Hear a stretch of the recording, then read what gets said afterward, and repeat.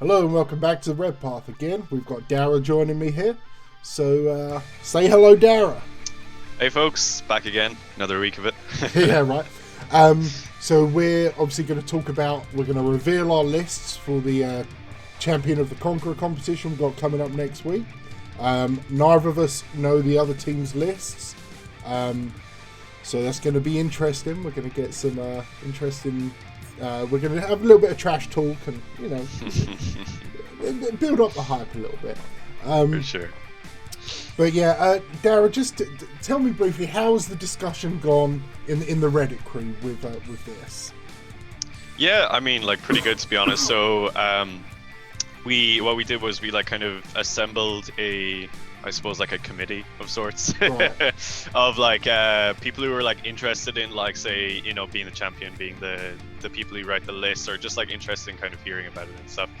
So yeah, we've been chatting for, I suppose, the last like 3 or 4 weeks now, just kind of going back and forth with list ideas. Like we did like a big voting system on like the units we wanted to have in the list and stuff, but like ultimately it came down to our champion Ruby. You know, we were like, okay, these are like the most popular sort of options that like everyone's voted for, and then, you know, how do you want to put these into a list, sort of a thing. And like we gave some like list suggestions ourselves, and yeah, I think I'm pretty happy with the one we went with in the end. Okay. But yeah, what was it like for you guys on the Red Path? Yeah, very similar. I think we had, I don't know, about a dozen members in our chat channel, and we kind of, it was all over the place. Like we were, should we do triple Lord of Skulls? Should we do like just Berserkers and Rhinos? You know, we was going through all the kind of like meme lists, and should we go hardcore competitive? And I think we kind of narrowed it down. We all kind of agreed on something in the middle.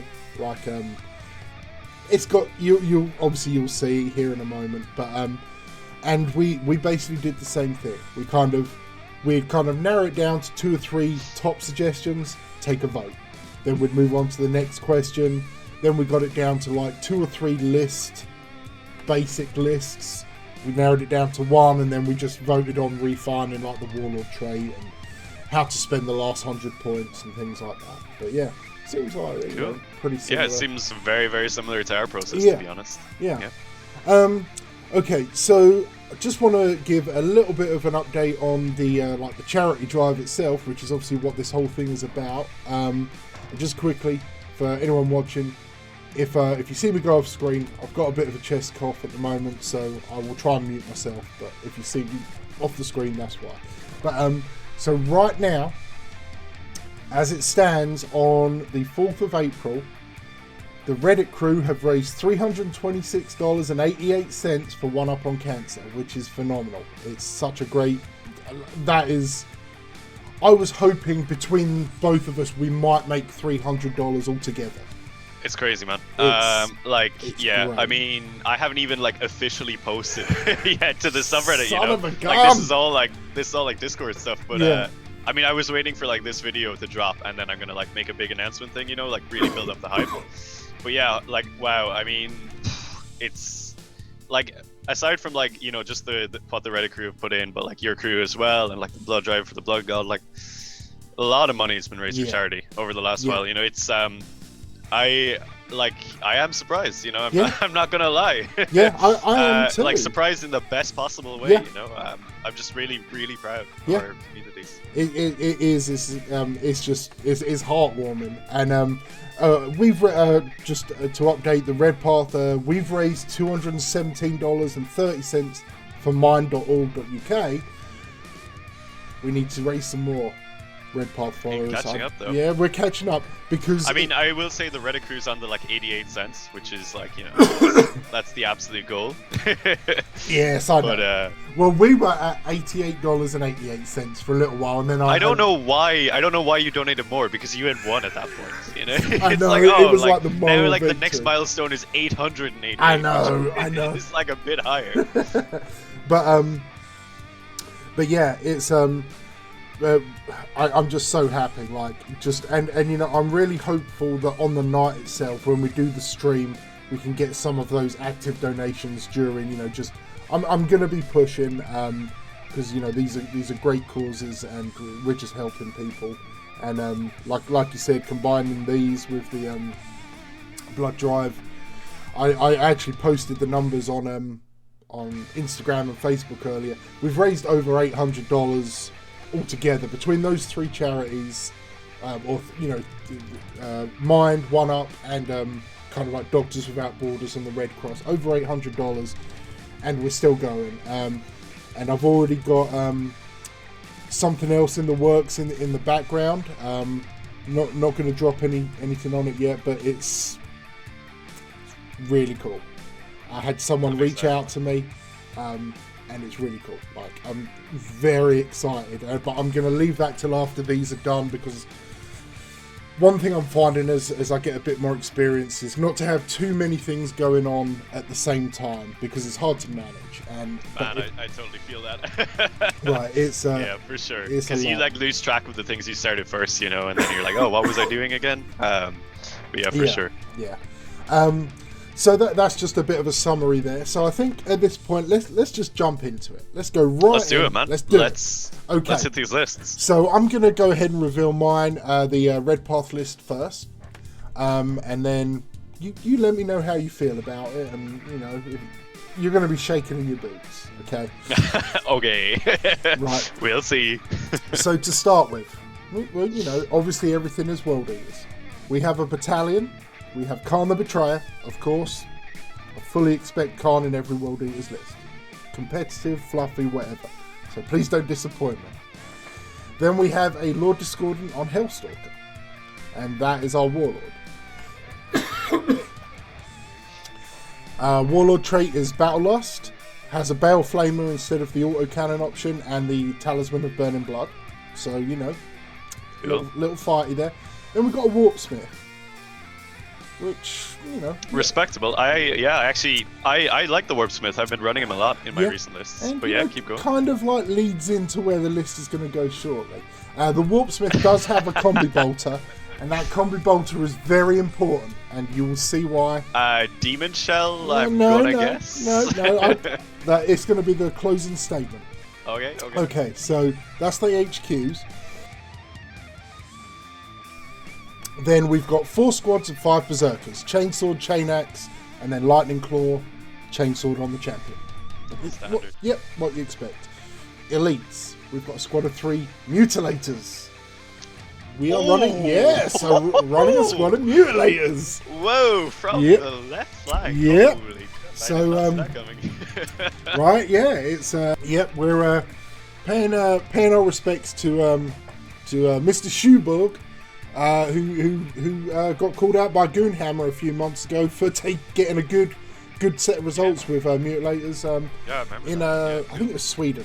I know it's Scandinavia. Yeah, I can't remember exactly. I'm pretty sure it was Sweden, because they were the only ones doing tournaments back then. Yeah, I think so. Yeah, and then we've also got a squad of Terminators, Red Butchers, of course, 10 Terminators, Lightning Claw and Combi Melter, except one of them has a Combi Bolter.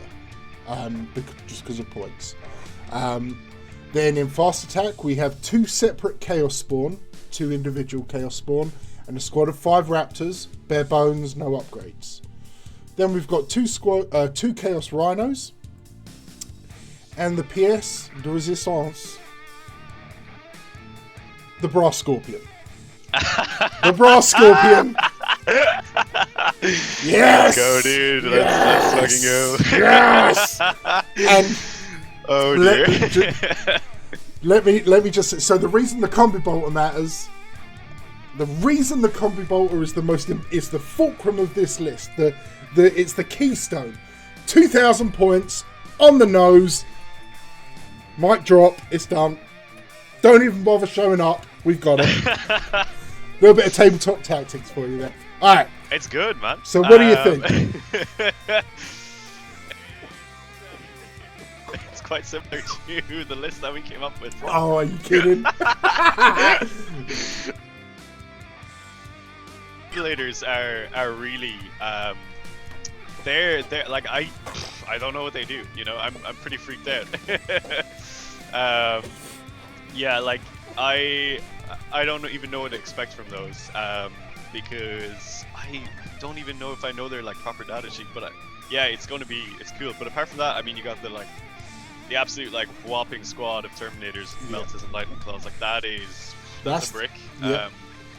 You know, like not much to say about the Berserkers. They're pretty standard. They're gonna do what they do. Remind me, what does Battle Lust do as a Warlord trait again? Battle Lust. Okay, so first it allows you to fight first in the fight phase, and it also gives you a 6-inch consolidation move. 6-inch heroic intervention.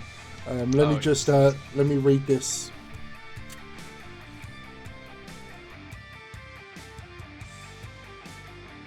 Excuse me. The Warlord can perform a heroic intervention if there are any enemy units within 6 instead of 3, and can move 6. The Warlord always fights first in the fight phase, even if they didn't charge. If the enemy units have charged or they have similar ability, then you alternate. So yeah, 6-inch heroic intervention and fights first. Not bad. Yeah, I mean, I really like it. And obviously, like Talisman of Burning Blood on him. Like that has always been a really, really good relic to put on a Lord Discordant. You know, the advance and charge and reroll failed charges. Like it's really solid. And I mean, for keeping up with the Brass Scorpion and stuff, you know, it's gonna be quite useful. I mean, yeah, that Scorpion's gonna be. You have the support there to help it, which is it's quite concerning. I mean, yeah, because the Discordant makes it hit on 2s, then you have the Warp Smith to heal it. The Discordant can heal it if it kills things in combat. Yep. Yeah. Wow, that's gonna sting, you know. I appreciate very the respectable. Pun. Appreciate the pun. Yeah. An old Scorpion cannon, huh? Heavy 15. Oh yeah. Yeah. It's good. I like it, man. All right. So why don't you hit me with what you've got? Cool. So caveat. I really tried hard for the Mastodon. I knew you but would. I was overruled at the end, but only like marginally so. I also tried for Hellblades, but they were also overruled in the end. I don't know, man. I mean, we actually, like in our like practice game, when we were like pick your champion, we did have a Mastodon in that game, and seeing it on TTS really put me off the unit, because I was literally just like, oh, it's so much bigger than I thought, and you just can't move it anywhere. Like, it was just like wedged in the deployment zone. I was like, that is a concern I have, yeah. Anyway, so we have a battalion detachment for our list. Okay. Our HQs, so we have a Chaos Lord in Terminator armor. Okay. He has Violent Urgency as his Warlord trait. He has Gorefather and a Combi Bolter. Okay. So, you know, pretty standard stuff there. We have Karn. Also, happy times. Yep. Yeah, and we have a Lord Discordant as well with a Bale Flamer. Okay. Yep. So for our troops, we have the Berserker squad. So we have Core and Berserkers. Sorry, is this a battalion? Yeah, just double check there now. Yeah. So we have the Berserkers with Lightning Claw and Champion. Standard loadouts there.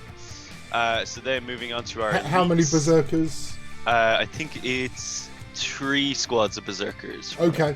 All right. Yeah. Yeah, sorry, the formatting is just a little bit strange. But yeah, I think it's 3. Okay.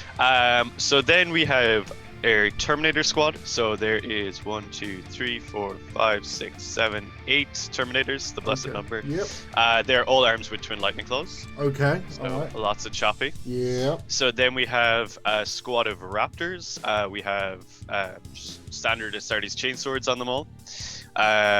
Then we have in our heavy sports slot, which actually I really like this choice, is 2 Chaos Rapier carriers, which have quad heavy bolters. Ooh, favorite of mine.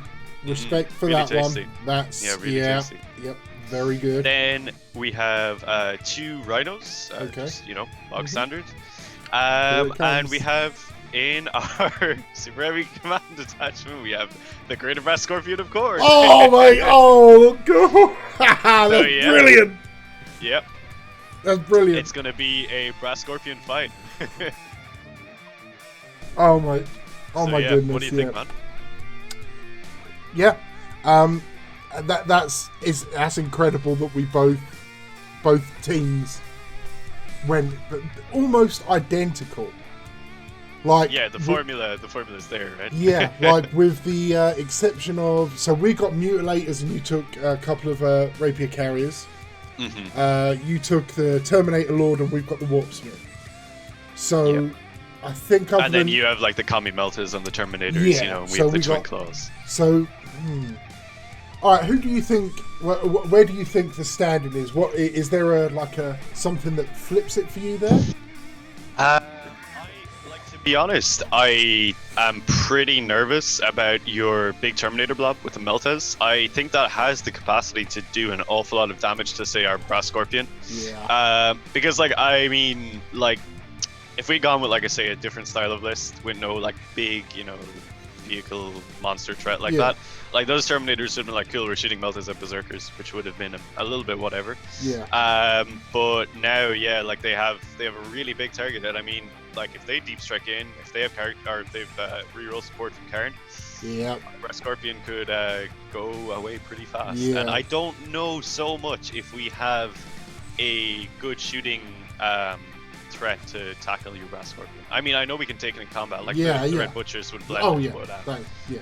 I mean, that's if we charge it first. I definitely don't want the Brass Scorpion charging into our Red Butchers. You know? Yeah, because obviously the Brass Scorpion itself, but I don't think it's going to reliably kill our Brass Scorpion. Might bracket it, but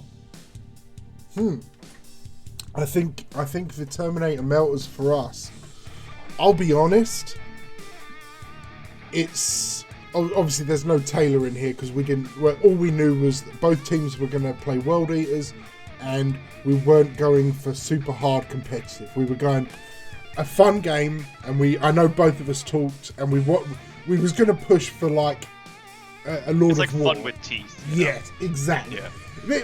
And I think both the lists are actually like really like good for that, you know? Like both of our lists are like, yeah, it's a fun list, it looks cool on the board, but you know, there's that little nugget of power. Oh yeah. You know? Yeah, I think anytime, regardless of how they're armed, if you're bringing 10 Red Butchers, that's a threat to any army out there. They have to deal with them because 10 Red Butchers is 20 wounds, hopefully 30 wounds in a few months. 20 wounds that will just drive through anything. Like, I don't care. You're not messing around. You know? It's going to be, it's a lawnmower. And the Brass Scorpion itself is, you know, it's got everything. Yeah, it's not broken or anything, but you need to deal with it because it will just keep shooting. Good. Yeah, especially when you get Khan. And like, you know, we've got the Warpsmith and the Disco Lord combo there.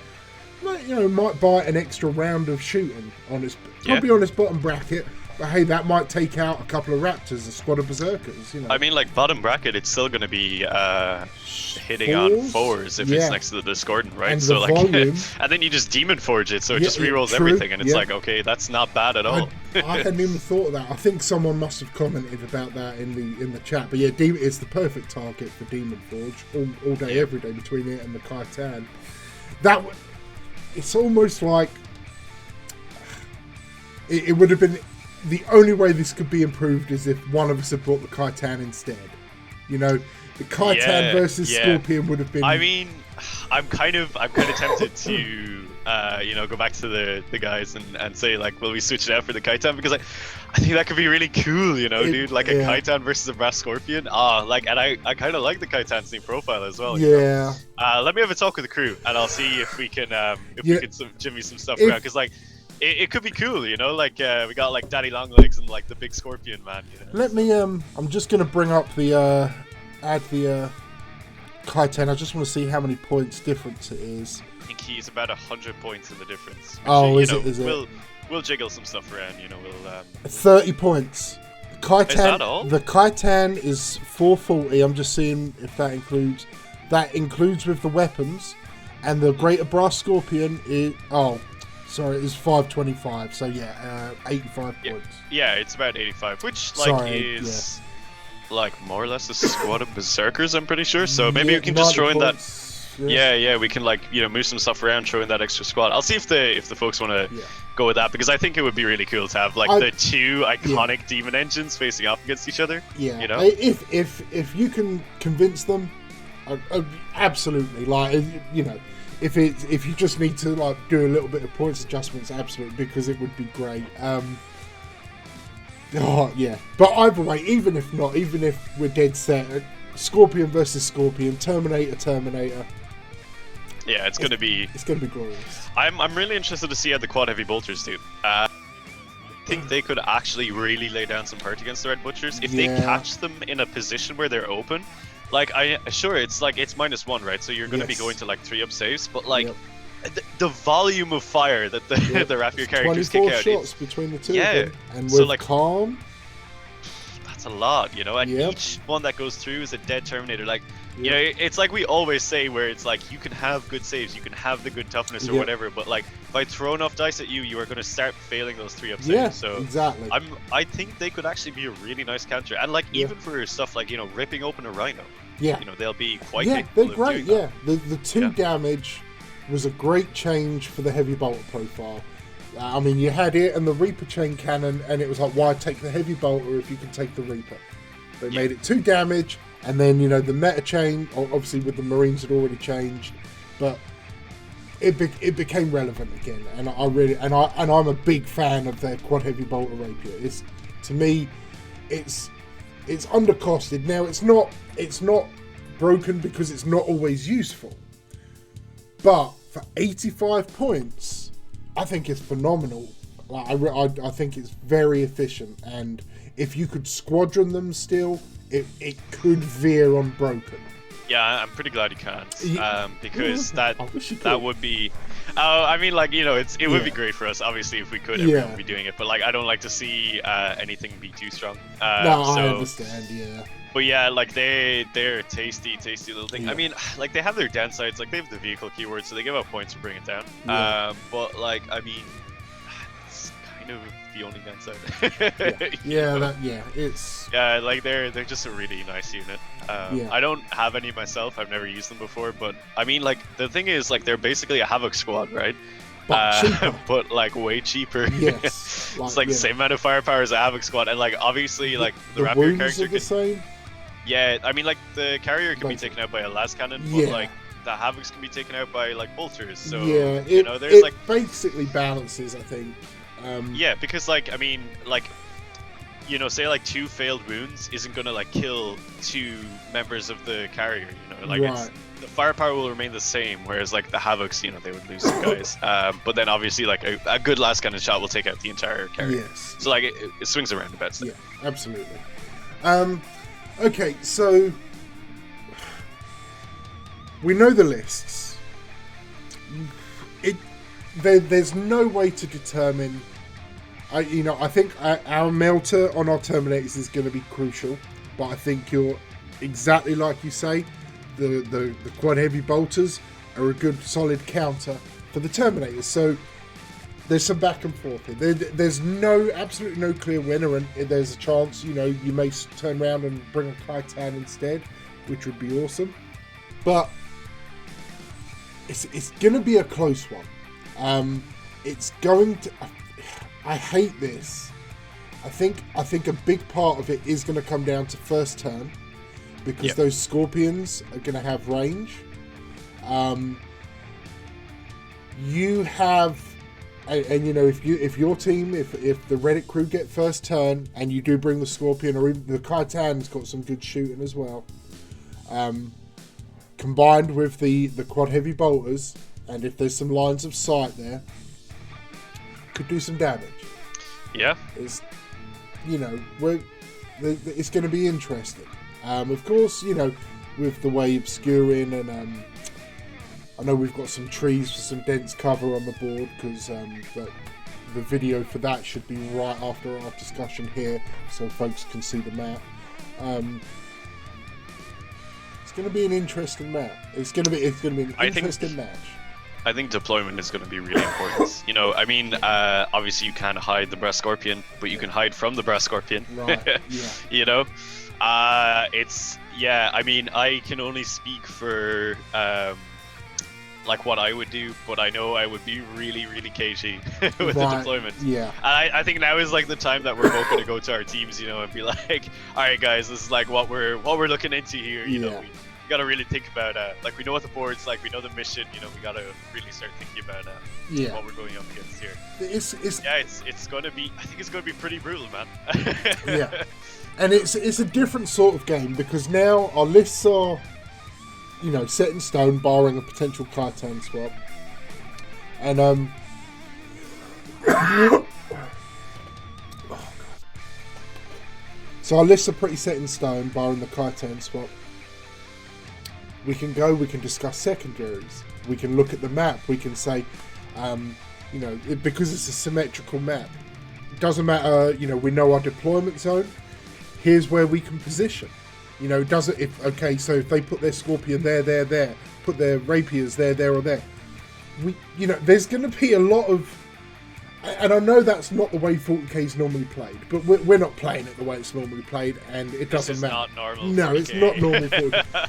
And I think that works to our advantage because I think if both teams have their deployment pretty much prepared, we're going to get a quicker start to the game. We can have run through some scenarios. Okay, so if Ruby brings the Scorpion this way, we've got to make sure we move this way, and you know, we're going to have plans of action, and I think it'll make for a faster game and a more engaging game for us to commentate. I think so too. I mean, I actually think it's like a really interesting aspect that could come from this game. You know, where it's like we're sort of going into the game with not like a huge amount of like pre-game knowledge, but definitely more so than if you were playing a standard game of 40k. You know, you've had time to think about your opponent's list, about the board, you know, about what you're going to do. Like, it should be very much like in your head for the generals, like, you know, the like kind of quick fire reactions of like, okay, they're doing this, I already have planned out the encounter and like what I'm going to do is my reaction. I like that kind of aspect of it. I think it's going to be quite fun. And obviously, as you said, it'll make for an interesting game for you and me to chat about, which I'm really looking forward to. I think it's shaping up to be a really, really fun event, to be honest. I think everything's coming together. I think it's like now that we've had this was like the defining moment. I know obviously it's next week. We've still got another week to, you know, do some tactical talks with our teams and things like that. But this, we know the lists. It's like the combatants have entered the battlefield, the opposite sides of the arenas. We're raising our axes. And it's going to take us, you know, the best part of 7 days, but we're going to run towards each other and like they've been running for like the 7 days. Yeah, you know? It's just like the last like minute. Yeah, it's like have you seen Monty Python on the Holy Grail? Yeah, when John Cleese is running towards the Castle Anthrax or whatever it is. And, it's that. So okay, so I want to wrap this up now. I just want to once again remind everyone watching or listening, if you can, if you've got a moment and a couple of dollars, please go ahead and donate a little something to either charity. I mean, obviously, I'm jokingly biased towards Mind, but supporting either charity here is just a good thing to do. $1 is great, and you know, obviously, we've got the prize, the Red Butchers with dual lightning claws, which hopefully in this video there'll be some updated photos of. Dara's actually going to talk to Dean, Berserk Painting, and we're going to splice that in, have all the content in this one video. And by donating, you're instantly in with a chance. You donate to both Mind and to One Up on Cancer, you've got double chances, because whoever wins, that team of donors will be the random selection who's going to win this prize. But yeah, Dara, is there anything you want to close out with? I think you covered a lot. As you were saying, yeah, just you know, donate to your preferred cause, or if you don't have a preferred cause, your preferred group, you know, be it the subreddit or the Red Path. Yeah. I'm really excited, man. Like I'm hyped to chat with Dean tomorrow. You know, get some updates on the painting. I'm just really hyped to get the train moving. You know. Yeah. Like I think probably today, tomorrow-ish, I'm gonna try and, you know, really start pushing the promo on the Reddit page. So check out for that if you're there. And yeah, just building up to like a really, really fun weekend. I mean, I know that like it's going to just be a really good time, like, you know, hanging out and chat, you and me just chatting away, commentating, watching a fun game. Hopefully the generals will have a great time too. I know, like, I'm really happy with our choice. Like Ruby's gonna hopefully kill it on the day. Yeah. And yeah, I mean, like whoever wins, it's gonna be a great time, and like it doesn't really matter at this point because we raised so much money for charity. That's just that's like the best thing about it, that even before the game is played, like the work, I don't want to say the work is done. Yeah, it just feels like we've achieved so much already, and it's just the icing on the cake, right? It's just like a nice way to finish it off. Hopefully bump us up just a little bit more. I think it's going to be a good time. Yeah, I mean, like the donations are crazy already, you know. So it's on us now to bring the game that people are here for. You know, we gotta put on a good spectacle. I'm pretty confident our generals are going to be quite capable of that. You know, you Amiga, we got to get the trash talk going in the commentary. Oh yeah, of course. But I'm very happy, man. This went like so much better than I thought it would. I know. I'm just really proud, you know, of the two communities. Yeah. It's really nice to see. Yeah, I think Ruby for Reddit and Kid Crew for YouTube for the Red Path. I you know, spoken to them both in chat and actually, you know, in the TTS game test the other day, and I think it's going to be a fun game. I think it's going to be a close game. I think it's, you know, it's almost cliche at this point. I wish I could do Bones' accent from Tabletop Tactics. It's just going to be a bloodbath. It's going to be slaughter, carnage, mayhem. Oh man, it's going to be good. I mean, yeah. I'm so happy, man. Yeah. You know, like it went so well. yeah, it's good. And it hasn't even happened yet. Yeah, right. Yeah. Okay, so I will have. I'm so confused with the time zones, but I want to say, I know it's next Saturday, 1 p.m. Eastern time, which is 10 a.m. Pacific time for Kid. Is this right so far? And 6 p.m. for you? Something like that, I want to say. I believe so, because... I'm trying to work out if it's changed now since, like, the time travel forward last weekend. I think I'd accounted for that when I worked it out, because I knew that it was happening. Right, yeah. So probably, like, 6... Anywhere between 5 and 7, I want to say. In Western Europe, it's in the evening, and then... You know, you've had your dinner, you've got your coffee out, maybe you've got a beer out. Yeah. You're like, oh, what'll I do for the evening? Oh, sit down and watch the game, you know? Exactly. And then Ruby's on UTC plus 2. So, we've got a real international tournament going on here. Yeah, you know, like, I was actually thinking about that, like, only this morning. That's, like, so cool, you know? Like... We have like the actual event, like this event, just the people participating in it are from so many different places, you know? Like that's so cool. Like that, I never thought that like I would be connected with like so many like international players who are all like playing world leaders at the same time, raising money for charity. Like you told me that like this time last year, I've been like, dude, like what are you talking about? Well, you know? Yeah, because. Between I don't want to give anyone's where they live or nation of origin away, but so Kid and I are technically in the same country, except we're on completely different coasts. Then there's you, and then Freitas is also in Europe, but on a separate time zone. And then Ruby is on another time zone. So yeah, we're on everyone who's involved in the game, and then we're talking to Dean and to Brady. Who are in England. Yeah, we're all over the place, and it's really good. It's like this international effort for a good cause, and to claim some skulls, and to have a great time doing it. And I think it's great. And I'm really happy and really proud of everyone who's involved with it. It's really awesome. For sure, yeah, man. Okay, so I'm going to go ahead and wrap it up here.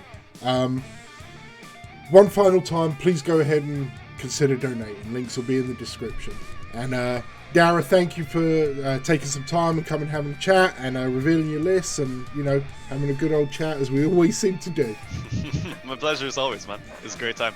Thanks for being here, man. All right, folks. As ever, stay healthy, stay safe, and kill main bone.